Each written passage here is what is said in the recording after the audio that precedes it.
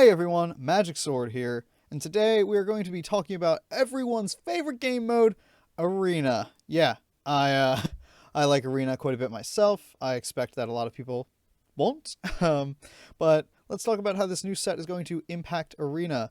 First of all, a few rules. No legendary discussion. Obviously, legendaries are high impact by design, right? There are a few that are not so much, but most of them, yeah, they're obvious picks and they've been talked to death, and they're just as strong in Arena for the same reasons as they would be in Standard, so we're not going to talk about them. This is going to be a ranked list. I'm going to pick out the top card for each class, and then pick some runners-up, some honorable mentions, those types of things. And then I'm going to do all the neutrals. That's going to be a top 5. So that's the basic structure. We'll go Demon Hunter all the way through Warlock. Then, yeah, you know. We're going to avoid picking dual class cards as the top slot, at the top slot if possible. Just because I feel like we should have a more... the card should be representative of the individual class. Now there is one class I didn't do that for, and we'll get into why when we get to that class. But without further ado, let us begin. Starting with Demon Hunter. Their number one, I think, is going to be Magehunter, because basically Silence has kind of been run out of Arena. Because after Ironbeak got nerfed, I feel like I haven't seen a Spellbreaker like even been offered one in forever. And the Ironbeak nerf kind of killed it. It's just way too slow now for its effect. A good Silence for 3 is actually kind of needed. And it has the added flexibility of being a rush card. So it can actually kill things and silence them at the same time. And if you don't have a good silence target, it's still a 2-3 with rush, right? I think the fact that this comes out so early and it has an immediate board impact, and especially something as powerful as a silence, I think that means with, all those factors coming together, this is going to see play, and it's going to have a huge impact on how Demon Hunter plays and how you play against Demon Hunter. Now, runners up, we have Cycle of Hatred, just a big board clear with a lot of swing potential. For every guy you kill, summon a 3/3 with rush. Right, so that is pretty cool, except a lot of the time, late game Arena doesn't have big wide boards, right, with 3 health guys. It's usually a smaller, taller board with higher health, higher attack minions. Now, there are some matchups where their goal, like some Druid games, is still to just have a wide board and to overwhelm you that way. And turn 7 isn't too late in that case to come around, but I think that despite the generally high power level here, you will not see those board states in Arena as much where this would really be advantageous. Would also set up Demon Companion for similar reasons. It is a good 1-drop, probably one of the best 1-drops in the game. And the big issue is that late game it's not so useful. The Liak one, the give +1 attack to your board, if you have a wide board by that point, it's actually pretty good. But I don't think it's as impactful as Magehunter, and it's not going to manipulate how your opponent plays like Magehunter will. And you can just copy-paste all of that for Hunter. As we move into the Hunter section, the winner here, the top Hunter card for Arena Influence, is Carrion Studies. Just because, holy crap, death rattles are a big deal. Being able to discover one. The death rattle pool right now is actually really good. I looked into it before talking about this in the before writing it down as the top card. And I just think that this whole discounting mechanic plus being able to discover death rattles plus, running a lot of death rattles already really makes this powerful. Imagine getting a high main for 5, right? Bonkers. So, runners up, Trueaim Crescent, and this is also quite good in Demon Hunter. I don't think it's as good, but because Demon Hunter generally wants to avoid trading with its minions, maybe not as a general rule, but like you tend to trade more with your face than you do other classes, right? So being able to follow up your minions, especially with that death rattle synergy with Hunter, very powerful. I think that this is a strong card in Standard as well. This is probably one of the most all-around strong cards we've seen in a while. The other big one is Adorable Infestation, because resource generation is pretty valuable in Arena, being an all-around, like, giving something +1/+1 and putting a 1/1 on board very powerful early and even into the mid game because it's a buff, right? And it regenerates resources. It helps flex out your mana so you don't float as much, right? Very useful in Arena to maintain that tempo, right? Tempo is almost always the name of the game in Arena because it's hard to build a control deck because those tools just often aren't given to you, right? So being able to just generate resources like that and continue piling on stats is very helpful. Similarly, this is powerful in Druid for basically the same reasons. Again, just copy paste that to the next section here. Druid Twilight Runner is the first foremost powerful card in Druid right now. I mean, it's so powerful. Like 5 mana, 5/4 stealth, draw 2 when it attacks. So this is pretty much a guaranteed draw 2, except in the event of like a Flame Strike or a really lucky Boombot, right? But it has the extra upside of potentially drawing 4 cards total, right, when it attacks the next turn. Most of the time, like the vast majority of the time, this gets killed after it reveals itself. But for the off chance that you were able to trade with your 4 and 3 drops into your opponent's board and keep it alive further, holy crap, this game just got away from your opponent so hard. I think this is, again, one of the strongest cards in Druid that we've seen in a while. Adorable Infestation, again, for the same reasons. I have that written twice, because I'm stupid. And we have Nature Studies. You can almost copy-paste the Carrion Studies thing, but Druid spells, I want to take a quick note about Druid spells. They have a lot of situational spells that you wouldn't really want to draft, but think about you queue into Priest, and I'm just saying Priest as an example. Whatever the slow control class is in Arena, you might just want to discover that overgrowth and ramp, right? Maybe you have like a bit of a later game and you didn't pick overgrowth because it's bad, right? But you have a pretty heavy curve. So you use your nature studies on 1, and then you pick up overgrowth, and now you've ramped into your curve, and because it's Priest, he hasn't really been doing anything in the intermediate turns. Or the interim turns, rather. So, I don't know, that's just an example of a spell that you would never draft that could be useful situationally if you discovered it off of Nature Studies, for example, because it comes out on 3, right? In this case, because of the cost reduction. The other thing about Studies cards, and this is basically a tried and true method of like what's a powerful card in Arena. So the most powerful cards, excluding like Twin Tyrant because it's just such a big tempo swing, are cards that can be played early and late. So these 1 mana generation spells are huge, right? Anything that and Aug Merchants are huge. For early, it's a good ping/clear. Late, it is amazing value added to your otherwise good but late game units, right? And it adds flexibility to your mana curve, right? So similarly, all these studies cards are going to be good. I think these are just 2 of the best for Arena in particular. Next up, we have Shaman with Tidal Wave. This is probably the best Shaman card. Depends highly on playstyle, but I find often that Shaman likes these huge comeback cards like Tidal Wave, like Walking Fountain. Just these really heavy swing turns where your opponent's winning, they're winning, and suddenly it's turn 8 and you're winning, right? You've cleared their board, you've regained a bunch of health. This is Walking Fountain without the potential to leave a body, right?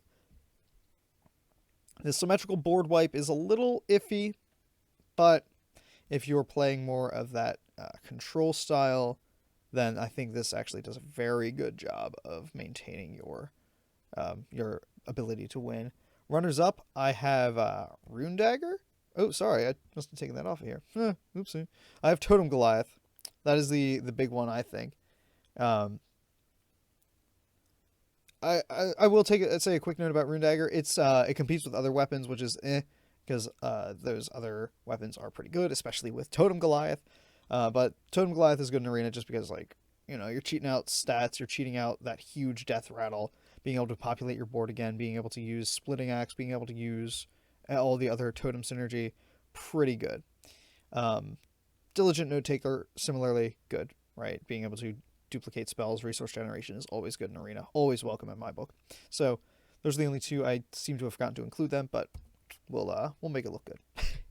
Mage, easy Firebrand. This is, when I thought about it, I immediately thought of Firebrand, and then I looked through all the mage cards, and I said, yes, it's Firebrand for sure. I mean, just being able to clear your opponent's board, and it's a sticky enough body that you should be able to proc the spell burst on the next turn even, right? 3/4s are pretty hard to remove on curve, and if it's not on curve, then you should be able to cast a cheap spell with it. Honorable mentions go to Combustion, because it's strong. It doesn't leave a body behind like the other thing, like Firebrand, and your opponent can play around it pretty effectively. I think that this is probably worth playing around. And finally, something I haven't really talked about too much. This is an epic, right? Because offering rate does decrease as rarity increases, right? That's just that. So part of this issue with like the no legendary rule is that you have to think about like, well, it's not just they're really strong, duh, of course they're good, but also they're not everywhere, right? They're pretty rare. So you end up thinking like, well, their overall impact is actually pretty low because it's almost not even worth playing around Kel'Thuzad despite his power level, right? So Combustion, similarly, is really powerful. Definitely still worth playing around because it's at little cost to you to rearrange your minions to avoid getting combusted to death. But it's common enough that it gets a secondary pick here, but not quite common or powerful enough that it gets the primary pick. And the other one is Lab Partner, just because it's a good 1-drop. It is such a good 1-drop. 1 mana, 1/3 with upside, spell damage +1. Yeah, that's very powerful. And especially with all the mage synergies, this is discoverable. This is mage has always been pretty spell heavy anyway, so cheap spell damage is great. Yeah, this is going to definitely see play. And next we have Rogue with Vulpera Toxinblade. What? That doesn't seem that strong. Well, let me walk you through this one. I've drafted so many Rogue decks that just didn't have 2-drops, and it didn't matter, because hero power on 2 as Rogue is always acceptable. And Vulpera on 3 makes it even more acceptable. And it's a common, so you're likely to get it a lot, right? That's the big deal here. It's a common. That is, don't underestimate the power of stuff showing up a lot, right? Vulpera is going to show up a lot, which is why it beat out Secret Passage, everyone's favorite most busted card in the set. I think this is really good in Standard. I think that Rogue, you might not reliably be able to draft tempo or otherwise a very aggressive deck that would really be able to take advantage of Secret Passage. I'm not going to say you're going to draw all of your heavy stuff every time, but you might draw enough of your heavy stuff enough of the time that this isn't quite as good as you might initially think. The other big one is Coerce, which, I mean, Rogue just really needs cheap removal. Assassinate is way too expensive, especially in the modern meta. So Coerce, I think, is going to be its go-to hard removal. You can pretty much say the same thing about Warrior, honestly. Troublemaker is easily the best Warrior card, though. I shouldn't say easily. This is another one I wasn't too certain about. So the big issue with Troublemaker is that it might be a bit too slow. It comes out on 8, but it does have that immediate board impact that we look for in late drops, right? Compare this to, for example, Twin Tyrant, which deals 4 damage immediately. It has the same, not the same stat line, but the same stats for cost, right? It's a 6/8 instead of a 4/10. So summoning 2 3/3 ruffians, there's always the chance that they go phase. There's always the chance that they just clear things instead. And if they go phase, or if they trade and it doesn't kill them, the bodies stick around, right? So there are lots of upside here potentially. I think the big thing for me is that they can just be lethal, right? Now, Warrior's usual route to lethal is by weapon damage. Sometimes you just need to use your weapons for trading. Sometimes you just don't have that option to blast face for 6 damage with a weapon. So this being able to just show up, if you've cleared their board with your things from 7, you just drop this 6 damage to face. Warrior doesn't have great access to that sort of stuff. So I think that this fills a much needed gap in Warrior's capabilities. Close one. This was a close one with Playmaker, though. You know, there are just so many good Rush cards. And Rush, Arena loves Rush, right?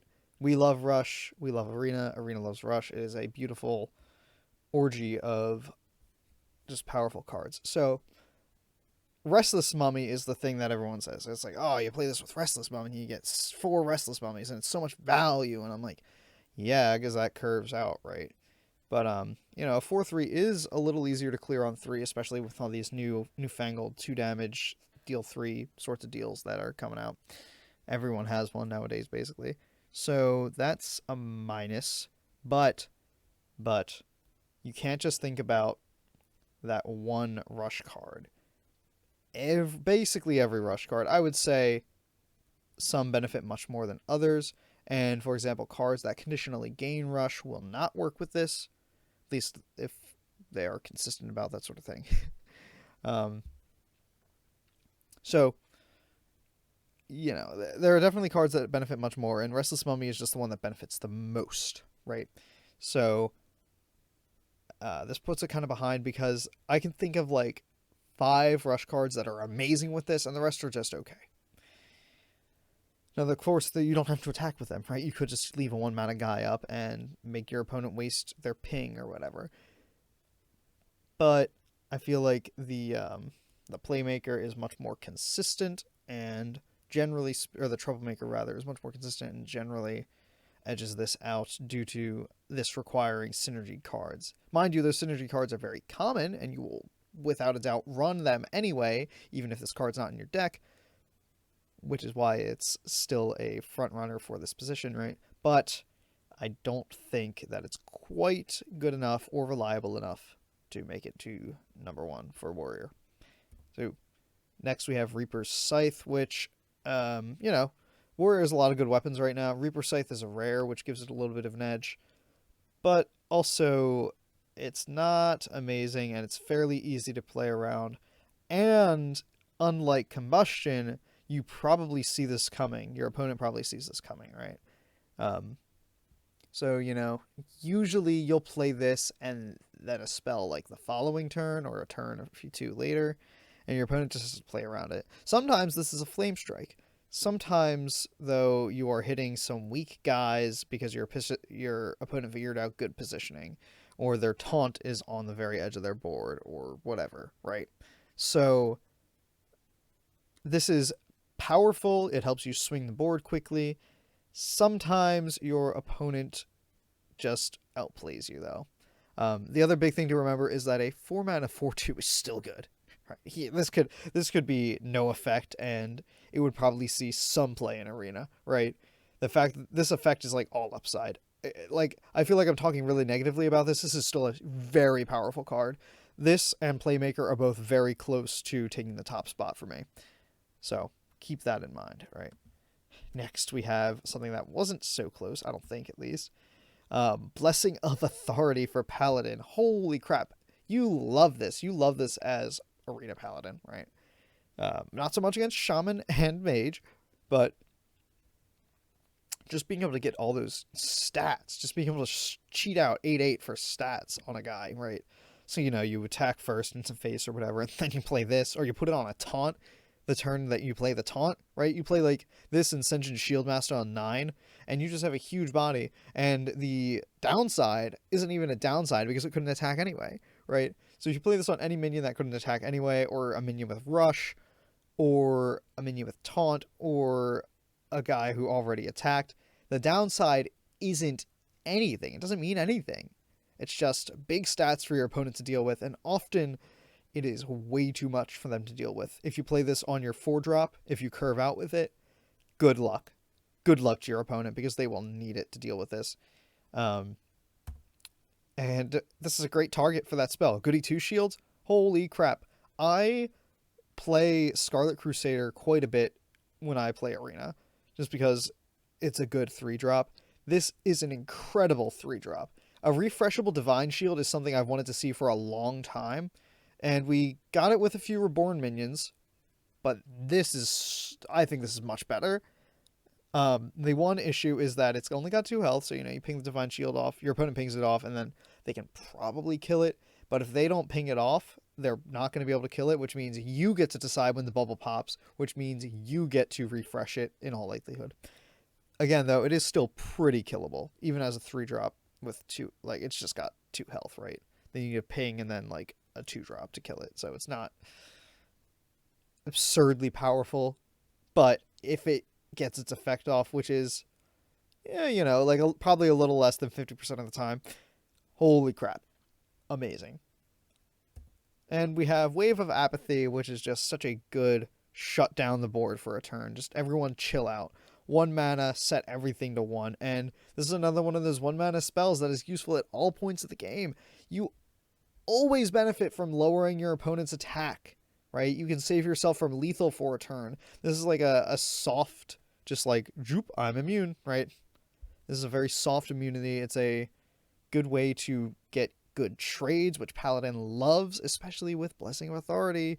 Don't burn all that excess health for no reason. And it is until your next turn, which, like I said, it's a mini immunity. But they then can't trade effectively either, right?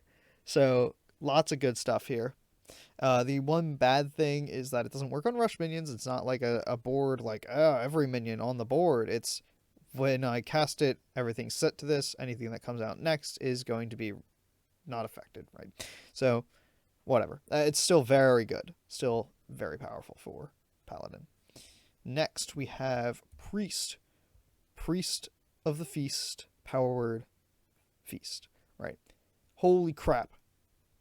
+2/+2 on 2 is already good. Restore all health. I'm sorry, you want me to buff my guy and then it gets a full health restore after? What? No, that is too good. I mean, this is just like the value trading card, right? It's just, I don't even know what more to say. Like, how could you not love this effect for Arena? Being able to trade and then fully restore your guy's health? That is absolutely one of the most powerful things I've seen in a while. All right. Next we have Brittlebone Destroyer. And, this is a dual class card, so that kind of like soft disqualified it from the top slot for me. But also, I think it's a little harder to proc in Arena, potentially, because you're not building your deck around like health, taking damage and restoring. But hard removal is always solid. You love hard removal. This is another, it's a 4-drop, so it's like a mid-drop, right? But it is something you could absolutely play in the late game. You love top decking this in most scenarios, right? So, again, just a very powerful effect on a fair stat and cost minion, and its trigger is pretty easy to meet. I actually threw Raise Dead in here as well, because you like resource generation in Arena. Generally, I'm a little unsure. This was kind of like I just needed another card to throw in for Priest. And this ditto for Warlock here. It's pretty good. But I don't know. It's that resource generation. It's a Brittlebone activator, right? I think the big thing is the resources, just bonus minions, right? And Priest loves to do like things that died synergy, right? So hopefully that all plays nice together. And I would like to put Raise Dead actually as the best Warlock card. No, I wouldn't. I'm lying. So I'd actually like to put Spirit Jailer as the best Warlock card because it's strong with upside. And you'll notice that this is a dual class. I looked at all the Warlock cards and I did not like any of the mono class Warlock cards. They were all kind of garbo for Arena. So Spirit Jailer takes the cake because those soul fragments are huge. And I would like to take a moment. This is the unfortunate part of the wheel. When you do a linear thing, it just kind of unravels. So I would like to say that these are also quite good in Demon Hunter, Spirit Jailer, and Soul Shear. If you're a little behind on board, deal 3 damage to a minion, can catch you up. Those soul fragments are huge. If you draft enough of these, you can get some soul fragment synergies. I wouldn't recommend relying on them. I think you really need like a whole soul fragment package to really use the synergy cards. But soul fragments on their own are pretty powerful. Just being able to heal randomly throughout the game, unexpectedly, your opponent's like, ah, damn it, I'm missing lethal now, right? That sort of thing. So, I have high hopes for this, although maybe not so much for Warlock. All right. Next, we are on to the neutrals. This is a proper top 5. So number 5, we have Fishy Flyer. And this is another one of those cards that works well with Playmaker. I mean, imagine this. You play this 4 mana 4/3, so it curves out just like Mummy. Then it summons a 4/3, and then they both add rush cards to your hand, which both, again, have synergy with Playmaker. So, what more can I say? This is incredible. I think I've seen some people, back to Playmaker for a second, I think I've seen people say that it has like infinite. Note that it does say play, so Restless Mummy is not infinite value. This is, you need to play from your hand. You can't just summon it, right? I think specifically for that reason. So, anyway. Fishy Flyer number 5, because we like our powerful rush minions in Arena. We like them a lot. Steel Rager was actually pretty good in Arena, right? And I think this is much better than Steel Rager because it generates resources and has the chance to survive a hit. And, I mean, you know, it has one less attack, but, like, that Murloc tag might actually matter. You could get this off of a Fish Flinger, right? So I think it has a lot of impact due to its generatability, its rush, its resource generation, and its everything. It's so good. So, next I would actually put Crimson Hothead. The neutrals in this weren't amazing, excluding the legendaries, of course, which were all huge swing power garbage. So anyway, Crimson Hothead, I really like the 3/6 stat line, especially for Arena, and I think with the option to get it up to a 4/6 and give it taunt for a spell, giving your spells extra tempo like that, maybe you can play a lower tempo spell and not feel as punished when your opponent comes back at you. I think this is just really good. So, I don't know. These are pretty straightforward, right? So next we have Manafeeder Panthara. Do I need to explain why card draw is good in Arena? Do I need to explain why card draw attached to a normal-sized body for mana cost is good? Your Warlock hero power is now 4 mana, summon a 2/3, draw 2 cards. That's really good, right? If this were a 4 mana 2/3 that drew 2 cards, you would play it. We have a 4 mana 2/4 that draws 1, and it sees some play in Arena. Or let's say you want to ping, right? This is obviously more powerful with some hero powers than others. Demon Hunter is the most broken because this comes out on 3 and draws you a card, right? So 2 mana or 3 mana 2/3, give your hero 1 attack and summon and draw a card. Yeah, thank you, right? I mean, this is just really good, right?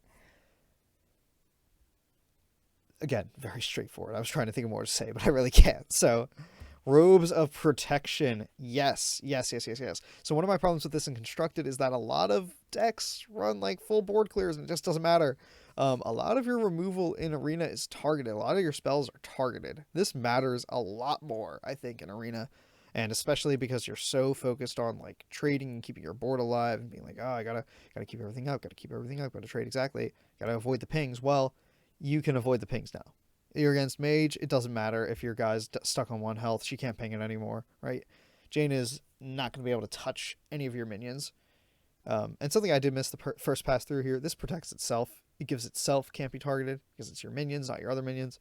So, yeah, this is incredible in Arena. But what could beat this, you might ask? I say Transfer Student can beat this. Transfer Student just has such high general power level, especially in Standard, that it will 100% of the time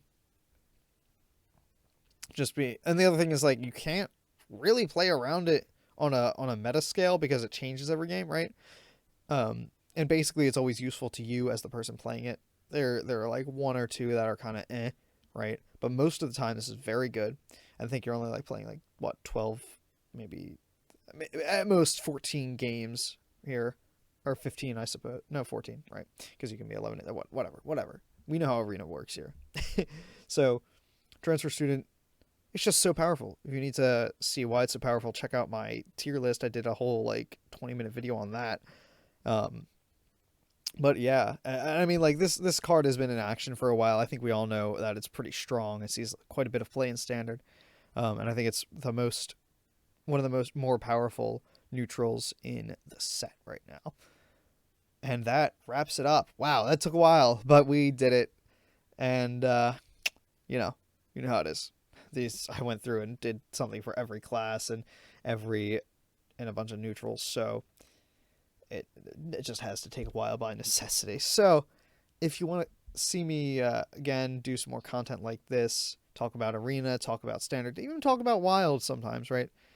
Make sure you hit the subscribe, hit the bell if you really want those notifications. I upload daily around the same time every day, so, you know, it'll be like a little, it'll add to your circadian rhythm, you know, you'll just be part of your day. It'll just be like, hey, look, Magic Sword 49 uploaded.